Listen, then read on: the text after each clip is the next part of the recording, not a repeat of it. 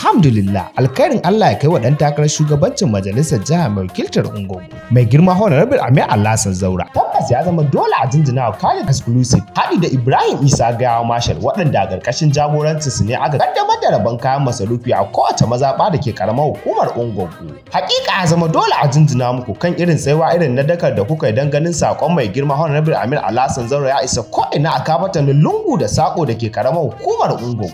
Tabbas al'ummar karamar hukumar Ungogo gab suke da saka ƙwarya a Gurbinta domin maye gurbin da suka rasa bangaren shugabanci a majalisar jiha. Hakika na sha faɗa muku cewa Juma'ar da za ta yi kyau tun daga Laraba ake gane ta yadda al'umma ke alasan barka da addu'ar fatan alkhairi ga ɗan takarar shugabancin majalisar jihar tasu Honorable Amir Alhassan Zaura. Tun daga irin malele kuwa ayyukan alkhairin da yake zuwa musu a kowace mazaɓa da ke karamar hukumar ta Ungogo tun kafin ya taka wani mataki. Yau ma dai kamar yadda ya saba a kowace shekara na ƙoƙarin ganin ya raba al'ummar da ke karamar hukumar Ungogo kayan masarufi haɗi da ƙungiyoyi 15 na gidan Honorable Amir Alhassan Zaura daga kowace mazaɓa a ƙaramar hukumar Ungogo da shugabanni a matakin local government da mazaɓu haɗi da masu buƙata ta musamman. Duk a ƙoƙarinsa na son ganin yayi wa addini hidima da kwaɗayin son gina gobe mai kyau a ranar gobe kiyama. Tabbas al'ummar ƙaramar hukumar Ungogo sun ce babu wanda ya dace ya wakilce su a majalisar jiha sai Honorable Amir Alhassan Zaura a shekara ta 2023. Haka zalika mu ma Media Bocan Najeriya mun ce ubangiji Allah ya cika al'ummar ƙaramar hukumar Ungogo burinsu na tura Honorable Amir Alhassan Zaura wakilci a majalisar jiha. Amin summa amin. Ungogo na mi ya zo fitinar cikin gida Alhaji